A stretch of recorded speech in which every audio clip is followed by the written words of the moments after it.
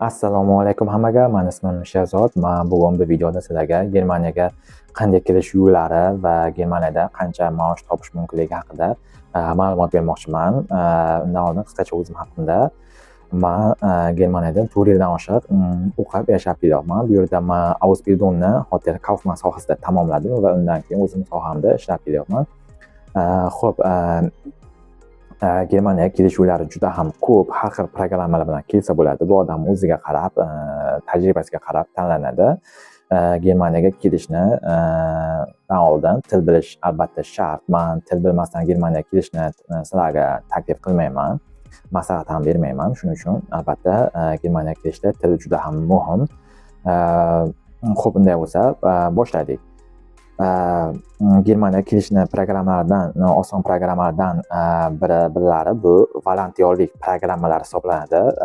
Bunga qanaqa programmalar kiradi? Bunga FSJ, FOJ, BFD degan programmalar kiradi. Bular qisqartirilgan nomlari, bular volontyorlik programmalari. Bu programmalar misol 18 yoshdan 27, adashmasam 28 yoshgacha misol qabul qilinadi bu programmalarda. Bu programmalar til bilish ham muhim, bir darajasiga kerak bo'ladi bu programmalarda va bu programmaning davomiyligi 6 oy, 12 oy, 18 oygacha davom etadi. Bu programmalarga bog'liq, korxonaga bog'liq, kasbga bog'liq. Bunda har xil kasblarda ham volontyorlik qilsa bo'ladi. Ya'ni tabiatni saqlash yoki biron korxonalarda ishlab, yordamchi bo'lib, shogird bo'lib, misol siz bu programmalarda ishlaysiz va bunda juda misol ko'p pul berilmaydi. Oyiga 200, 250, 300, 350, 400 atrofida misol siz pul olasiz oyiga.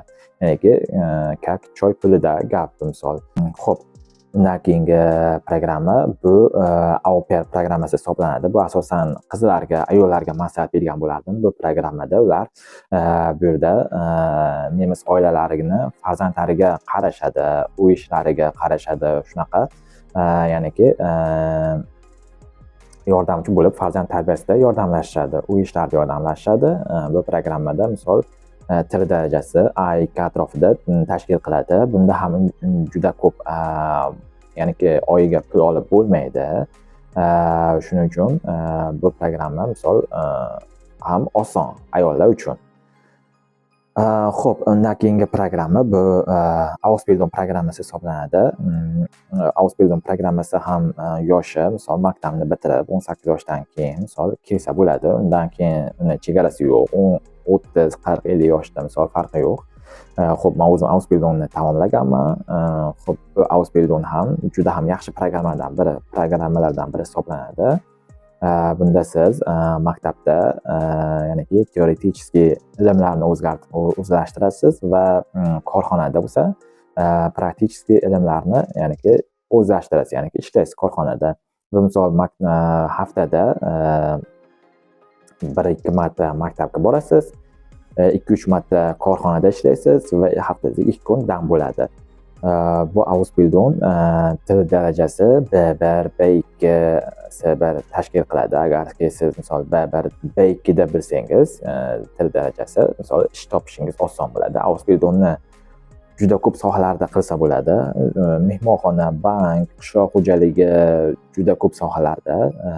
Xo'p, davomiyligi 2 yil, 2,5, 3 yil, 3,5 yilni tashkil qiladi. Bu ya'ni korxonaga bog'liq, ya'ni sohaga bog'liq, ya'ni har xil narsalarga bog'liq, misol qancha davom etishi. Xo'p, oilaga bo'lsa, ya'ni oylik Ausbildungda 1,5 ming yevroni tashkil qiladi. Ya'ni bu ham nimaga bog'liq, kasblarga bog'liq, qaysi sohada Ausbildung qilyapsiz, korxonaga bog'liq va ya'ni qaysi nimadasiz, federatsiyadasiz, ya'ni federatsiya yerlaridasiz. Germaniyada 16 ta federativ yerlar bor. Har bir yerlarda narxlar har xil, oyliklar har xil. Shuning uchun misol hozir mehmonxona sohasida agar siz Ausbildung qilmoqchi bo'lsangiz, misol North Rhine-Westfalen taraflarida misol 1300, 1400, 1500 atrofida brutto misol taklif qiladi hozirgi vaqtda 2026-yilda.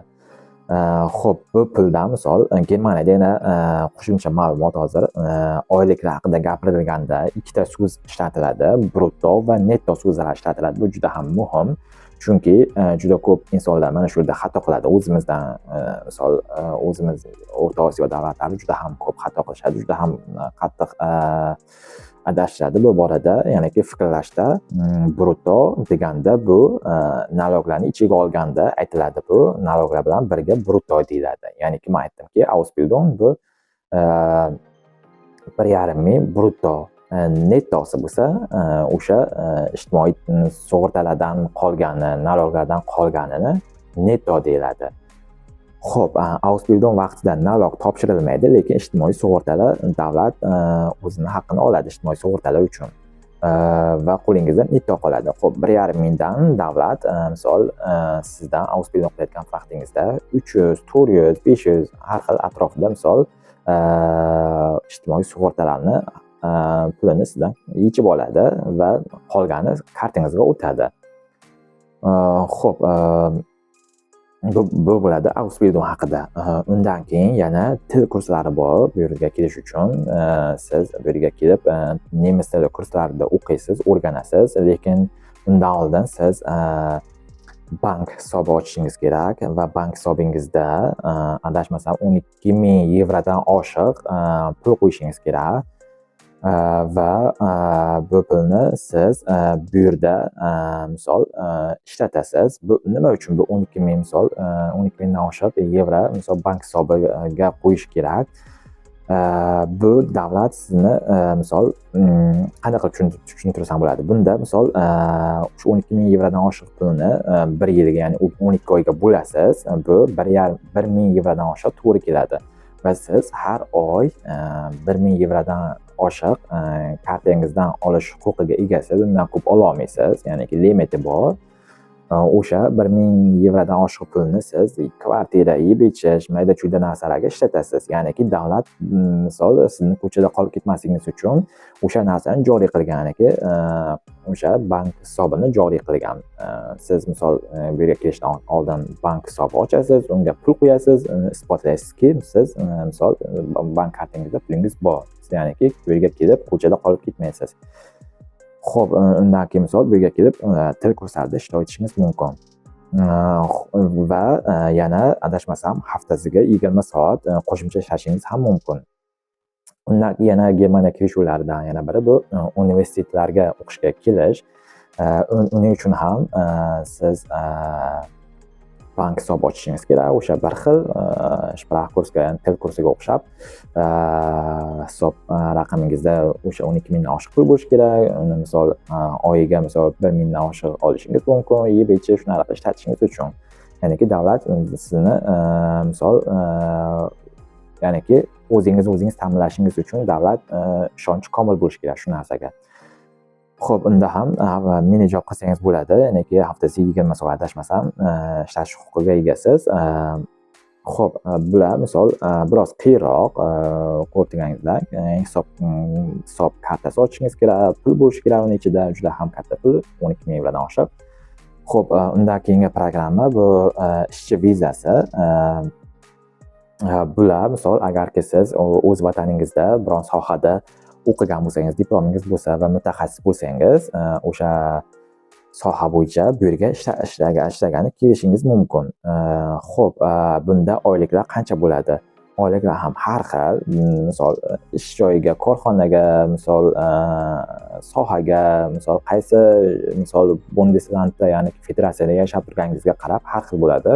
Misol 2,5 3 ming, 3,5 ming brutto bo'lishi mumkin. Lekin hech qachon misol 4 ming, 5 ming brutto bo'lishi juda ham qiyin. Chunki bilmadim, agarki misol siz IT sohasida yoki juda ham katta doktor bo'lib kelmasangiz, bunaqa oyliklar olish juda ham qiyin. Shuning uchun o'rtacha misol 2,5, 3 atrofida, 3,5 ming brutto atrofida siz ishchi viza bilan kelib oylik olishingiz mumkin. Bu brutto bu qo'lingizga tegmaydi aytganimdek. Bu brutto nalog siz nalogi ham bor. Davlat undan oldin sizni qo'lingizga tegishdan oldin nalogini oladi o'zini haqqini. Bu 30-40% gacha tashkil qiladi. Ya'niki siz agar oyligingiz 3 ming brutto bo'lsa, davlat undan misol qariyb 1000 yevrosini 800-900 ming yevro atrofida davlat o'zini haqqini oladi va sizni qo'lingizga 2000-1900 atrofida tegadi. Shuning uchun bunisiga ham e'tibor berish kerak. Xo'p, men qanaqa programmalarni taklif qilgan bo'lardim?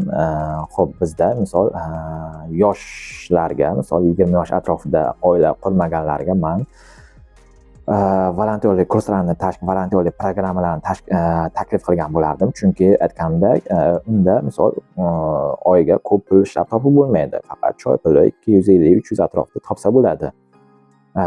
Va ularni misol 20 yosh atrofida oila qurmaganlarga men taklif qilgan bo'lardim. Yo'inki Ausbildungni taklif qilgan bo'lardim. Ausbildung ham juda ham yaxshi. Siz ham o'qiysiz va ham ishlaysiz. Bir varakangizga ham ilm o'rganasiz, hunar o'rganasiz. Misol ya'niki stipendiya, oylik olasiz. Oylik ham yaxshi. Volontyorlik kurslariga qaraganda Ausbildungda ham yaxshi oylik olasiz. Lekin unaqa ko'p oylik olmaysiz. Xo'p, shu programmani taklif qilgan bo'lardim misol oila qurmaganlarga.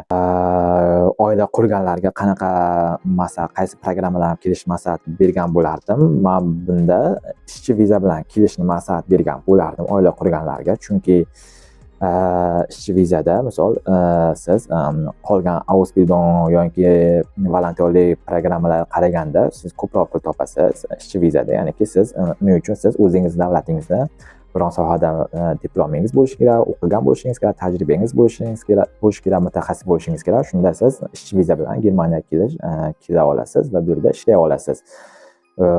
Shuning uchun bu programmani men oila qurganlarga taklif qilgan bo'lardim. Ya'niki ko'proq oylik oladi qolgan programmalarga qaraganda. Til kursi bilan va universitetlarga kelib o'qishni misol aytib o'tganimda qiyin. Misol uning uchun hisob raqam qo'yish kerak, 12 mingdan oshiq, 12 ming yevrodan oshiq kartangizda pul bo'lishi kerak. Bu juda ham qiyin. Misol hamma ham bu programmalar bilan kela olmaydi. Bu faqat misol qiyin, rasxod talab qilinadi. Shuning uchun bu programmalarni bilan kelishni men unchalik ham taklif qilmagan bo'lardim. Ko'rib turibsizki, qiyin, misol pul talab qiladi, pul qo'yish kerak kartaga. Xo'p, Germaniyaga kelish faqat viza bilan bo'ladi. Sizga viza kerak bo'ladi. Siz avval misol shartnomasini olasiz ish beruvchidan va qolgan kerakli hujjatlarni olasiz ish beruvchidan. O'zingiz hujjatlaringizni to'playsiz, nemis tiliga tarjima qilasiz va elchixonada ochratingiz kelgandan keyin hamma hujjatlarni elchixonaga olib borasiz, topshirasiz. Ular sizga keyin javobini aytadi. Agar hammasi to'g'ri bo'lsa, yaxshi bo'lsa, viza beradi. Agarki misol xatolik bo'lsa yoki yetishmovchilik bo'lsa, отказ ham berishi mumkin. Bu hamma proseslar har xil davom etadi. Programmalarga qarab, misol oylar davom etadi. 4 oy, 5 oy, yarim yil, 7 oy har xil davom etishi mumkin misol bular. Shuning uchun hammasini oldindan planlashtirib borish kerak bo'ladi.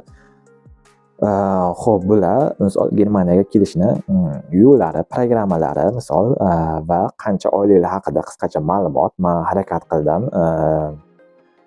Va programmalarni bitta qilib misol tushuntirishga, ba'zi misol qisqaroq qilib tushuntirishga harakat qildim. Agarki misol yana savollar bo'lsa, kommentariyada yozinglar. Men imkon qadar javob berishga harakat qilaman. Agar video ma'qul kelgan bo'lsa, videoga like qo'ying, kommentariya yozing. Men yana Germaniya haqida video tayyorlashga harakat qilaman. Germaniya haqida gapiriladigan mavzular juda ham ko'p. Shuning uchun men qolgan videolarda yana Germaniya haqida video tayyorlashga harakat qilaman. Salomat bo'ling.